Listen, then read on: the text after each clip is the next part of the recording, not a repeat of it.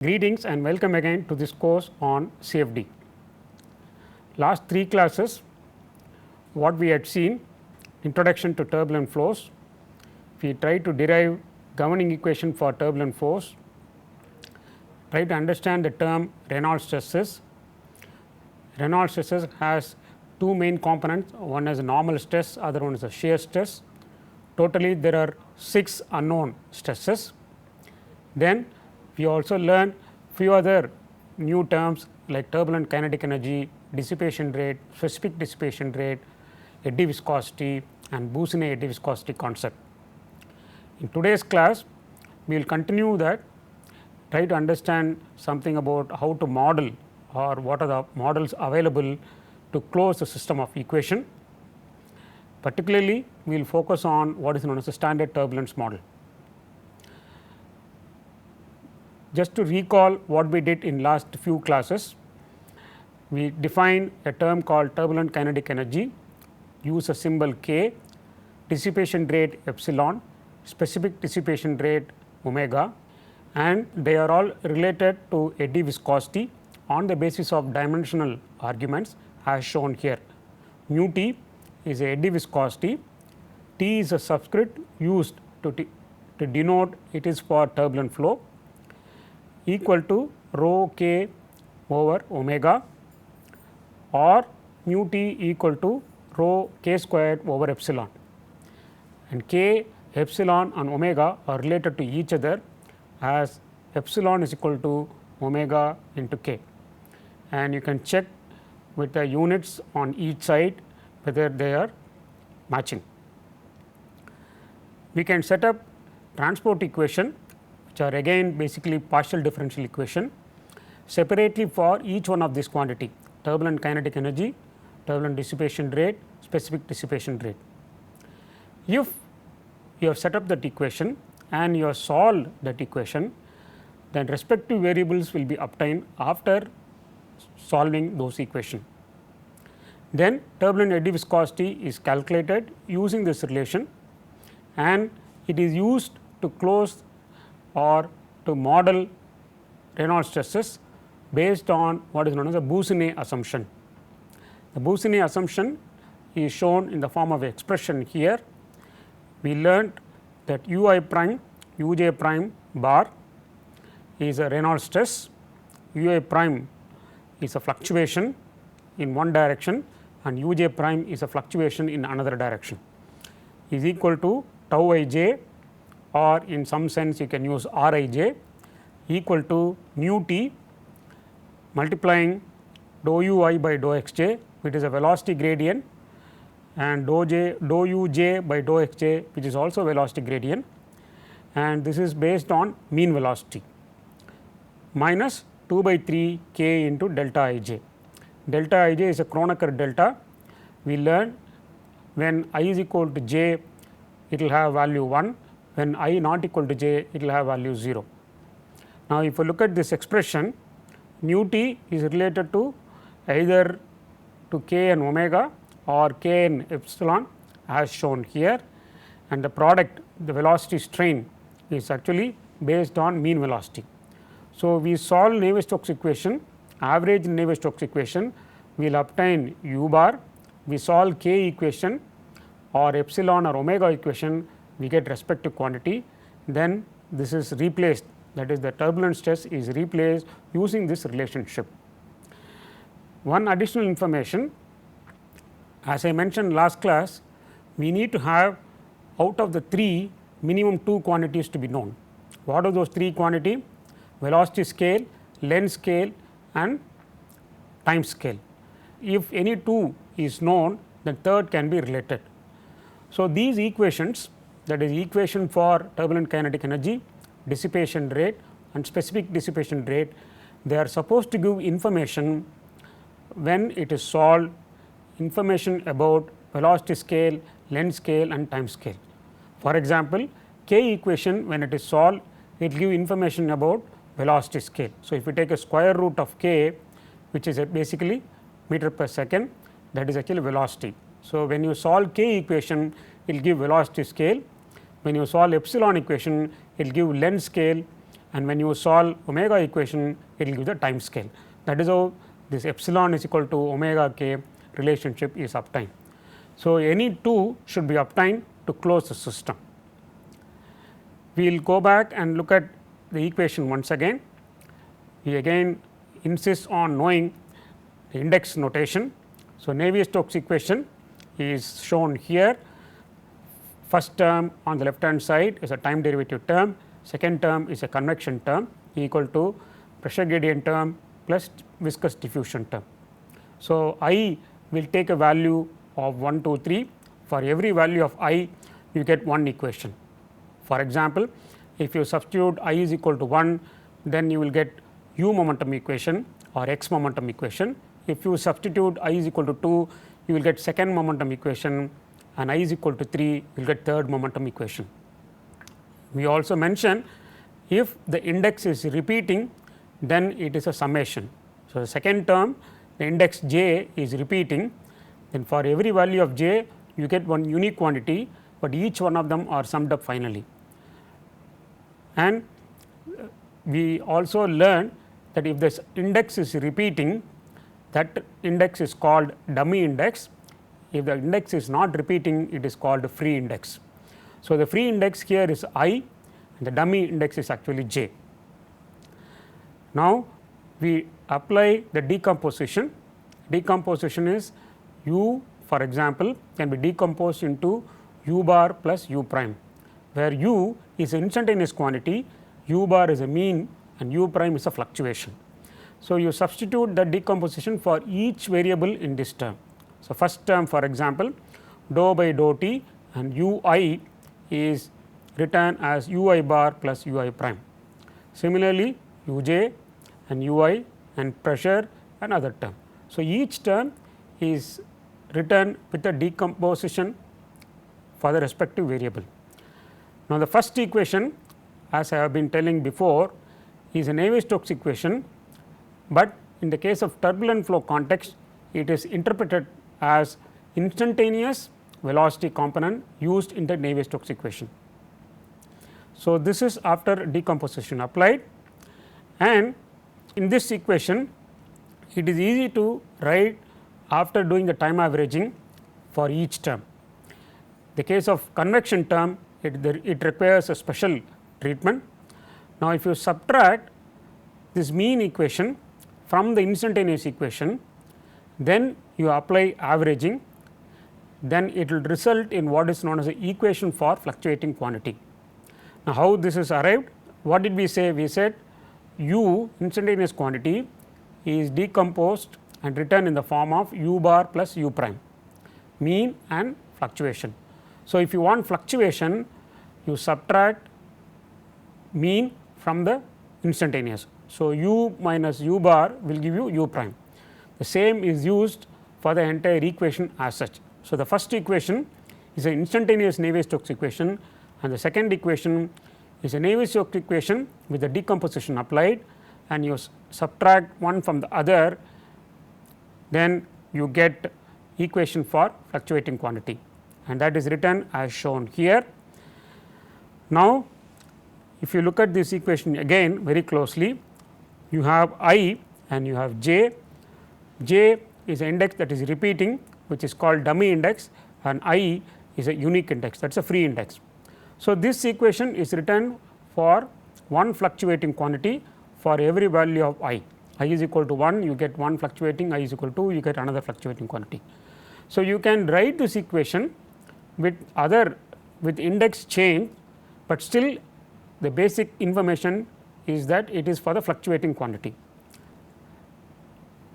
So, we write that equation with the index change for j, which is a dummy index, and I, the free index, is maintained. Now, you can rewrite that equation with some other index, because the meaning for the index is it is a value 1, 2, 3, except that the repeat index should be maintained. So, in this case, for example, this is the original equation we obtained. I am rewriting that equation again with I replaced with j and k is retained, that is a repeat index, right. You can observe that for all the term I is replaced with j and k is retained, the repeat index is maintained. it means it is a equation for fluctuating quantity, but the other quantity u j. The first equation is an equation for fluctuating quantity u I prime, the second equation is an equation for fluctuating quantity u j prime. Now, what do?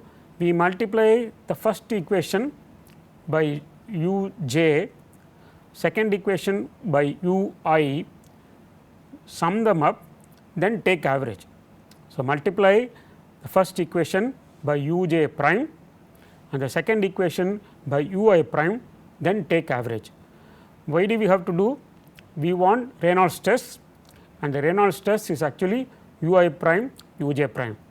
We have u I prime here, first term for example in the first equation u I prime, and if I multiply that equation by u j prime, then I get equation for u I prime u j prime.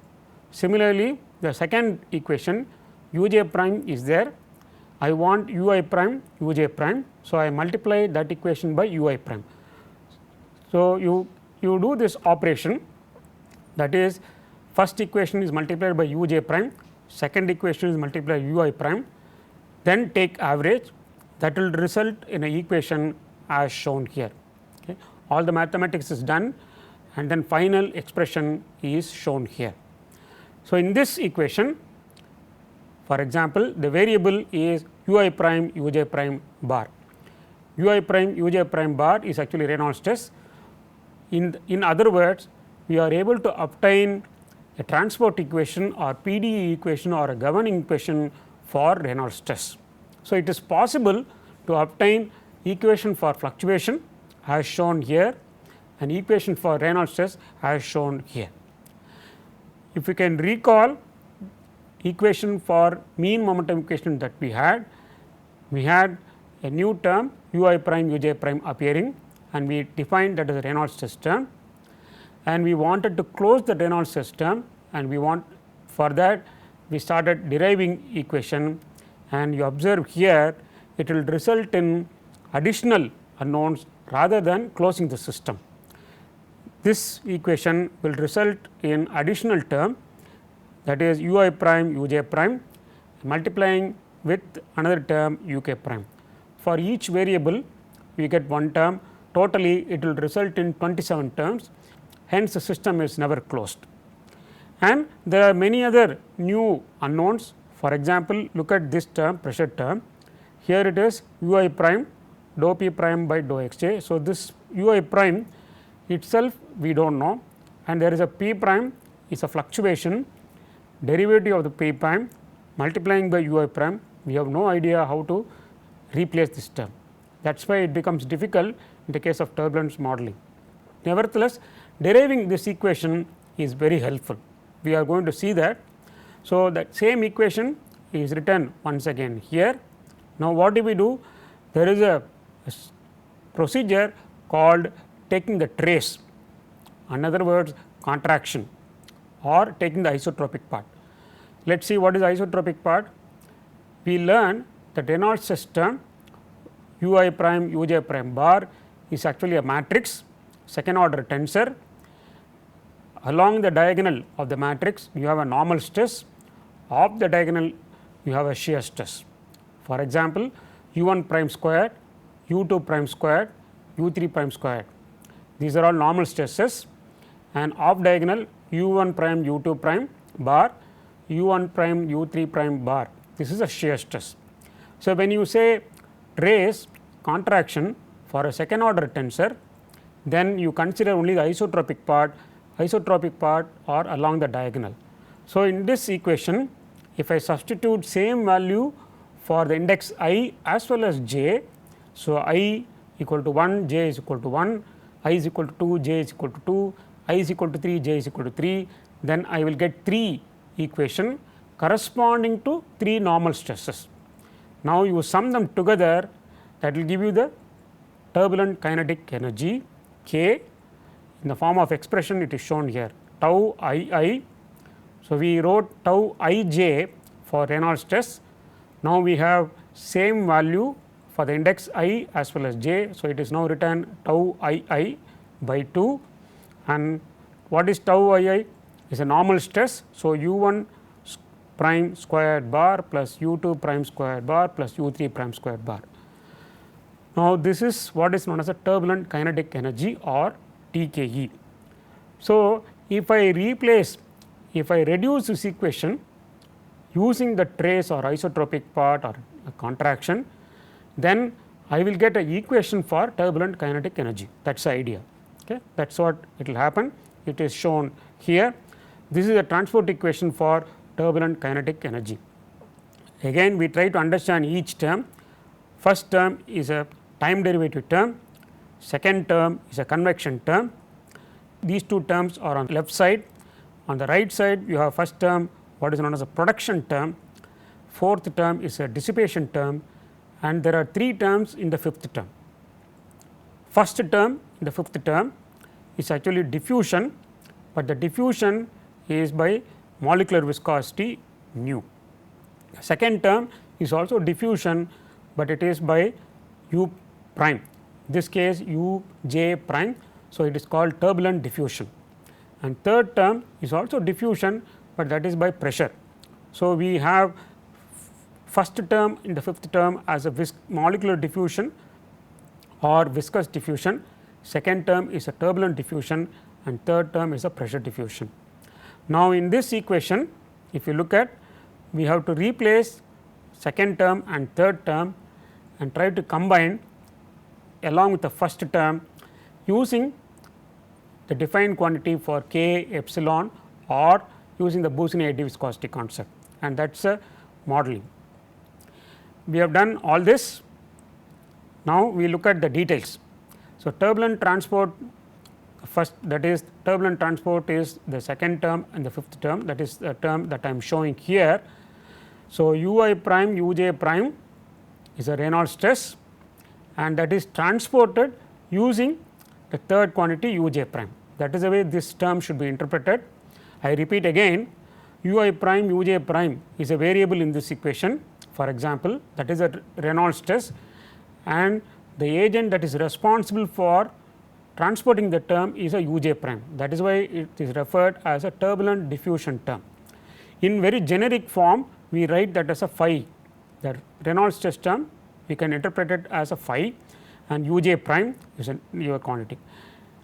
Now, this we say the diffusion happens because there is a gradient, that is a general concept. So, in this case, what is the term that is getting diffused? That is a phi. So, the phi can get diffused only if there is a gradient in the phi. So, mu t is a turbulent viscosity, and dou phi by dou x j is a diffusion gradient that is available for the diffusion to happen.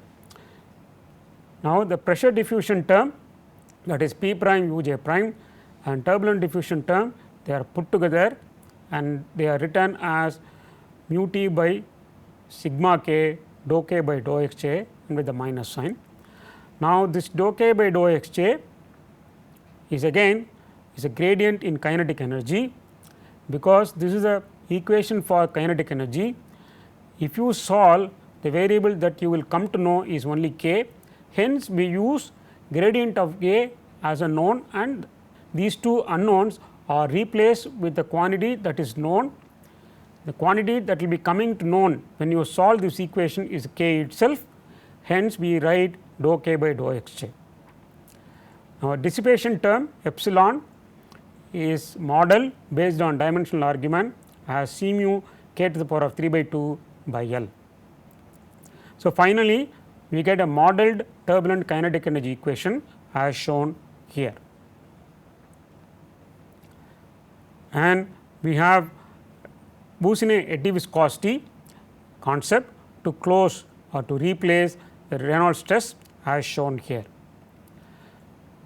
So, we have mainly two basic turbulence model, that is what is known as a standard k epsilon model and standard k omega model. Standard k epsilon model was proposed by Launder and Spalding in 1972. In this, the basic equation are equation for turbulent kinetic energy k and equation for dissipation rate epsilon, and mu t turbulent viscosity is related to k and epsilon as shown here, rho k squared over epsilon. And the previous slide I showed how to model equation or how to model terms in the equation for turbulent kinetic energy, and that is written once again here. There is a similar procedure available, derive equation for epsilon and model them. We are not going to do all those detail, we take only the final expression, and that is what is shown here.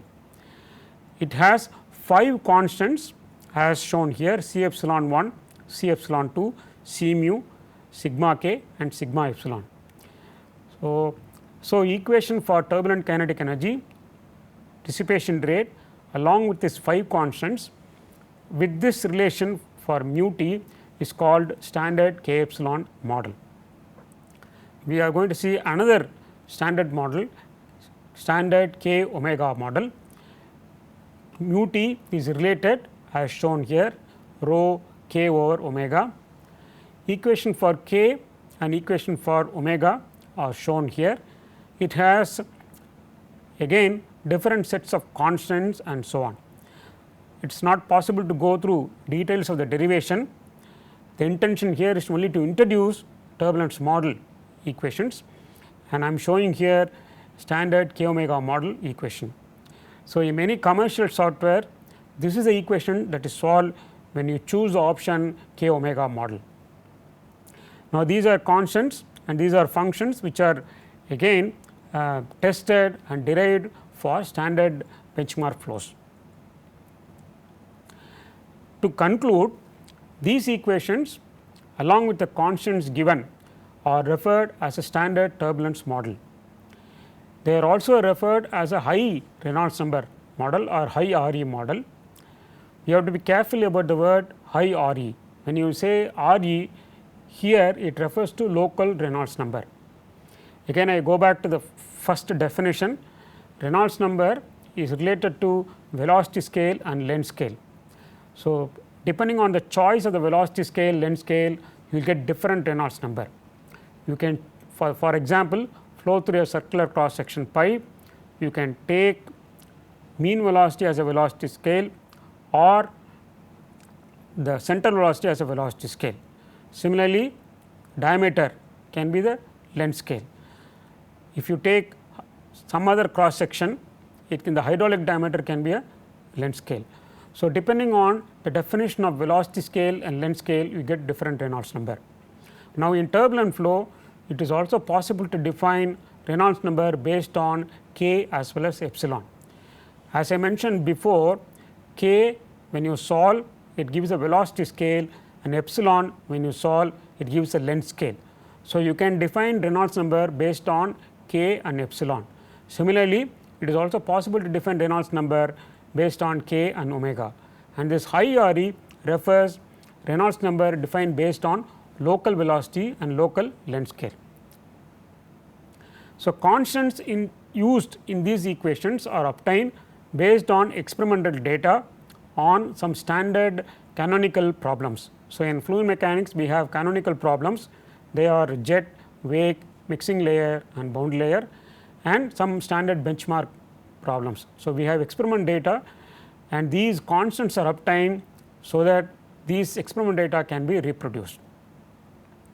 It is also to be noted that turbulent kinetic energy, dissipation rate and specific dissipation rate are related to each other in terms of epsilon is equal to omega k. The reason why I am saying here again, we have equation for epsilon, we have equation for omega, we have equation for kinetic energy. Let us keep the kinetic energy equation aside, but it is possible to obtain equation for omega from epsilon, or it is possible to obtain equation for one quantity from the other quantity. Now, we look at different variants of standard model. Standard k epsilon and standard k omega model were developed very early 1970s and 80s with many assumptions and limitations. Their strengths as well as shortcomings are very well documented in the literature. Many attempts have been made to develop different variants of these two equation models to improve performance. different proposals I am listing here. They are, for example, k-epsilon RNG based model, k-epsilon based realizable model, improved k omega model, SST k omega model, algebraic stress model otherwise called ASM, Reynolds stress model otherwise called RSM, low RE models and nonlinear models. It is not possible to go through details of all these different proposal, also the equations. What I am going to do, just a descriptive difference in explanation for some models, and in the next class we are going to see some details about low RE models. So, RNG based k epsilon model, it is similar in form to the standard k epsilon equation, but it includes the following. That is, additional term is introduced in the epsilon equation for interaction between turbulence dissipation and mean shear. Then that accounts for what is known as the effect of swirl on turbulence. So, where do you get swirl? For example, in combustion you have a methodology called swirl combustor, and that has a influence on turbulence, and that is predicted better based on RNG k epsilon model. Analytical formula for turbulent Prandtl number was introduced, and then differential formula for effective viscosity. So, we mentioned that mu t is related to k and omega. It is also possible to get different expression, and that is what is used in RNG k epsilon model. The next set is a realizable k epsilon model. Here again k equation is almost the same, but we have an improved equation for epsilon, and then C mu was one constant. We mentioned there are 5 constants in standard k epsilon equation, and C mu was one of the constant. It has a value of 0.09. So, in realizable k epsilon model, instead of constant value for C mu, the C mu is expressed as a function of some variable. It may be velocity gradient, it may be k, or it may be epsilon. For different proposal on realizable k epsilon model, you have a different expression for C mu. Next is a SST k omega model. SST stands for shear stress transport k omega model. As I mentioned before, epsilon, omega and k are interrelated, as epsilon is equal to omega into k. We have a separately transport equation for k, separately transport equation for omega. It is possible to derive one from the other, or it is possible to combine them together and switch within code itself depending on the region in the flow from epsilon equation to omega equation. I repeat, it is possible to switch from one equation to another equation within the flow based on some flow regime condition, from one equation to another equation by having one equation, by having one transport equation combining both epsilon and omega, and that is what is approach in SST k omega model. As I mentioned here also, it is listed, k epsilon and k omega models are combined, and switching from one model to another model is by a function, and this model happens to be very successful for many engineering application. So, in today's class we went through basics of modeling once again. We did few steps related to deriving transport equation for turbulent fluctuation, then transport equation for Reynolds stress. We learned that while deriving, it only results in more unknown rather than closing the system of equation. However, the exercise of deriving equation for Reynolds stress helped us. That was a starting point for deriving equation for turbulent kinetic energy. Equation for turbulent kinetic energy is obtained by doing a procedure called trace or contraction on the equation for Reynolds stress. A similar procedure is followed for equation for epsilon, and we learned two important basic turbulence model, standard k epsilon and standard k omega model. We also listed few proposal available in the literature as an alternative improvement for the performance on these two model. we learned only the description about this proposal. In the next class, we are going to see some detail about low RE models, and with this I close today's class. Thank you very much and see you again next class.